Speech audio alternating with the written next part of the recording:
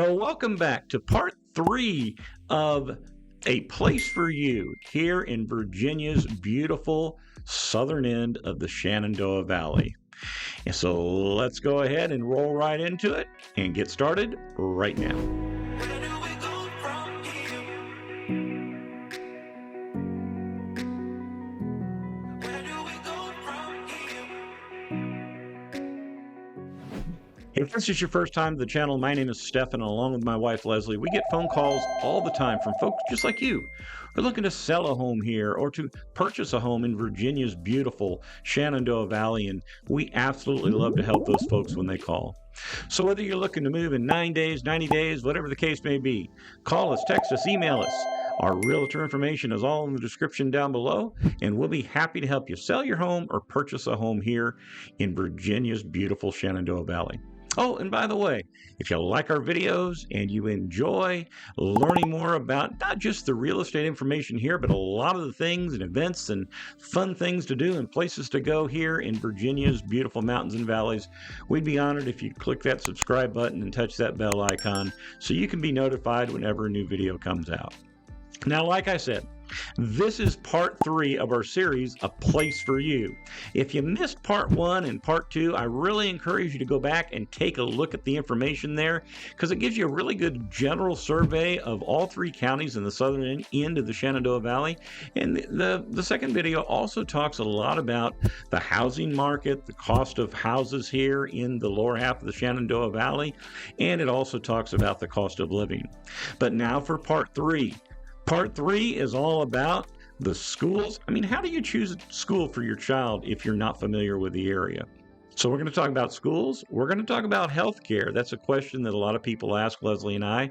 And then we're also going to talk about another question that we get asked all the time. What is the weather like there?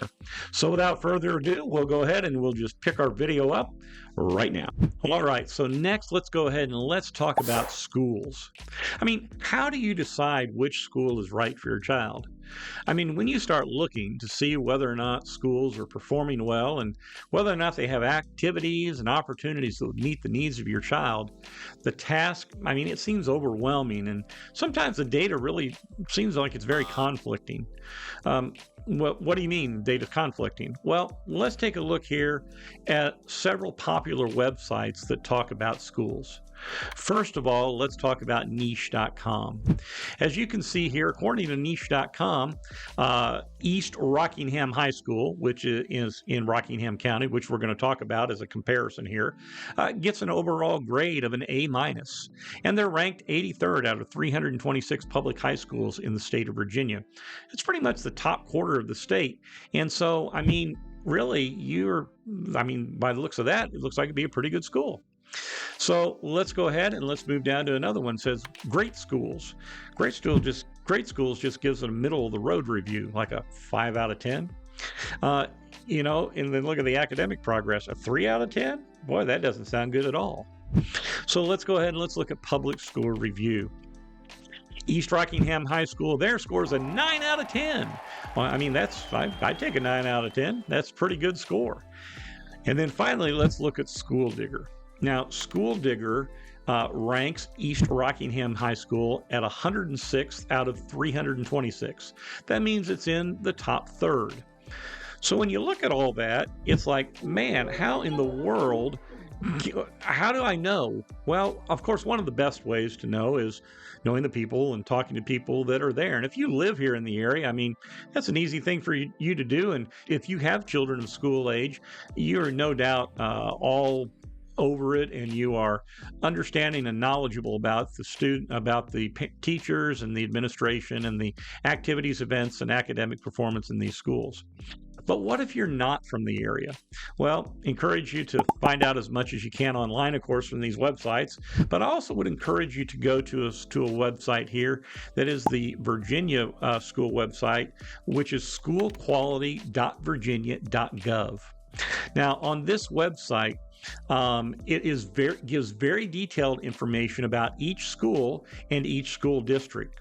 Once you get onto their webpage, you can see how each school has performed over the past years. Now take into account that schools really have struggled after coming out of COVID.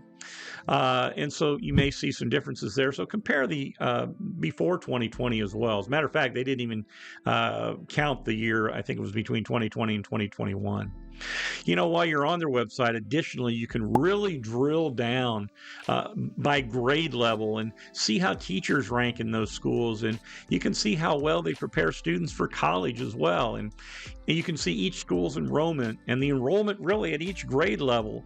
And it really is a fantastic tool. And you can see there on the bottom that it really provides hard data, giving you the actual facts about a school or a school district. So that's a little bit about the schools. And like I say, there's a lot of information out there. And it really takes more than just one website to really kind of hone it down and find out how a school is really performing and a lot of the things that they have to offer. One of the questions that Leslie and I often get asked is, what's the healthcare like there in the Shenandoah Valley? Well, one of the fantastic things about living in the Shenandoah Valley is that most residents live within about 30 minutes of a hospital, 30 minutes or less. Here's a little bit about each one of the medical centers and in each county. And let's start down at the Rockbridge Area Health Center down in Lexington. It provides high-quality primary medical services, including pediatrics, women's health, and family planning, family dentistry, and behavioral health sciences.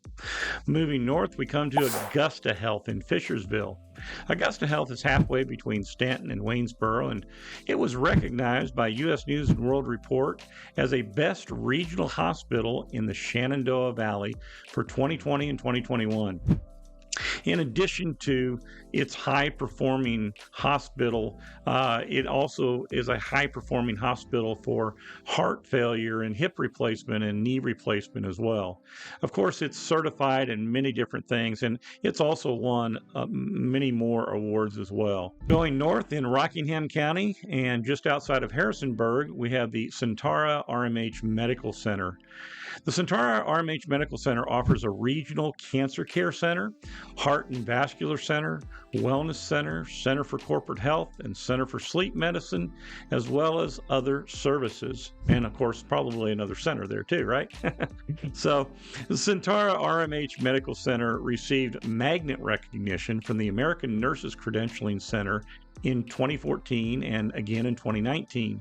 ANCC's Magnet Recognition Program identifies superior quality in nursing care, and it's the highest national honor for nursing excellence. And they truly do have a lot of good things going on there at Centara RMH. So the last thing that I want to talk about, which we often get questions about, is what's the weather like up there? What's the climate like? Well, I can say this, that Leslie and I greatly enjoy the climate here in the Shenandoah Valley. One of the nicest things about living here is that you get all 4 seasons. However, each of the seasons is more temperate and there's less heat and humidity in comparison to a lot of places in the United States, especially those southern states. And the winters here are warmer and more temperate than in, of course, the northern states. Overall, summer temperatures are usually at least 3 to 5 degrees cooler than in Charlottesville or in Richmond. And of course, in the wintertime, they're a little bit cooler here as well. But again, like I say, they're relatively moderate.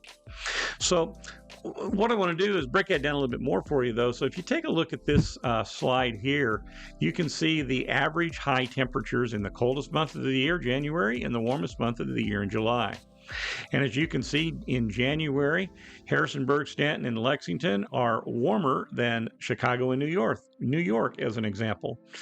And in the summertime, they're very competitive with those 2 cities, although they're very much further north. So if we go ahead and we continue on and look here at the next slide, we want to look at the average low temperatures in those 2 months. So you see in January, the average low, so the coldest time of the night, is about 20 to 21 degrees here. And in Chicago, it's colder than that. New York, a little warmer, probably because it sits close to the ocean. But look at that summertime. Summertime, 62, 63, 64 degrees. Do you know how nice it is to be able to open your windows on one of those nice, cool summer nights? You know what? As a matter matter of fact, I don't think Leslie and I turned our air conditioning until almost July last year. Now, that doesn't mean that happens every year, but it certainly does give you an opportunity to maybe save on that electric bill and enjoy some of that nice, cool, clean country air. And as you can see, some of the other cities are well over that, and some of them probably have a little bit more humidity. Although there's humidity here sometimes, I don't think there's as much, at least in a lot of the places that I've been. So finally, let's go ahead. I always get asked, so what about the snowfall in the area? How much snow do you get? Well, if you look here at this graphic, you can see that the national average here in the United States is about 28 inches. You can see here in Harrisonburg and Stanton and that in Lexington that is below the national average. And you look and say, wow, Lexington's well below the national average. Well, one of the reasons that Lexington's temperature is sometimes different than the snowfall is because it's all about elevation. And in Augusta County and in Harrisonburg, the elevations are pretty much 13, 14, 15, all the way to about 1,800 feet. And in Rockingham County and in Lexington, that drops down by the time you get to Buena Vista to about 900 feet. And Lexington sits at about 1,000. So like I say, there are definitely differences with the weather that comes. But if you like snow, you're going to get snow. But if you don't like snow, you're not going to get as much, okay? Now, obviously, if you live somewhere in the south, you're probably hardly get any snow. But the nice thing about it here is that I said it's more temperate. Most of that snow, it melts after a few days. And that's the big question. And I love this graphic because it talks about how much snow is on the ground, the average amount of days that snow is on the ground. And as you can see here in Harrisonburg and Stanton, snow's on the ground about 2.5 to 3 weeks. Lexington, about a week and a half. But if you look at Chicago, I'm sorry for you guys up there. Just like the temperature is much colder there, there's a lot of snow on the ground for a lot longer, for over a month and a half there. And of course, New York is about the same here as in the area. And I've lived in other places where the snow's been a lot more than that. And but like I say, the nice thing about that is I like to golf. So snow comes. We had our first snowfall here a couple days ago in December, and after we had 2 or 3 inches, after a couple days, it was totally gone. And so I'm going to go out and play golf tomorrow.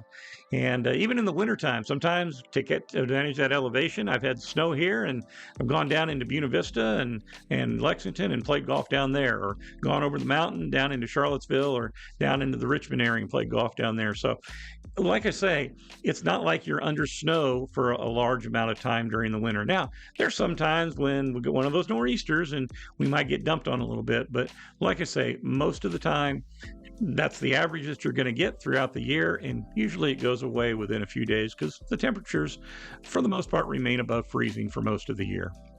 So there's my weather report for the day, and well, hope you enjoyed it.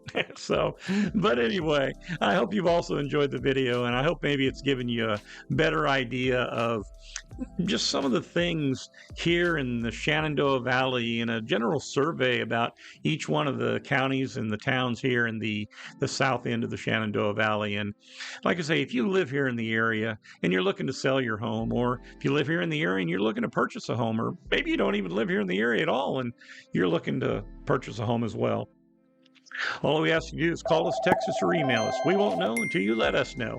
And I know that when you call, we'll answer the phone. If you don't, leave us a message. We'll call you back pretty quick. But usually we'll answer the phone. Text us. We'll probably answer back pretty quickly. And the same way with email. So we really do want to help. And that's one of the great things about doing what we do, is we get to help people find the home of their dreams, or to be somewhere where they're going to enjoy for a long period of time. That's satisfying. And kind of the side benefit of it as well is a lot of the folks that we're able to help, guess what? We end up getting to be kind of friends with them, you know?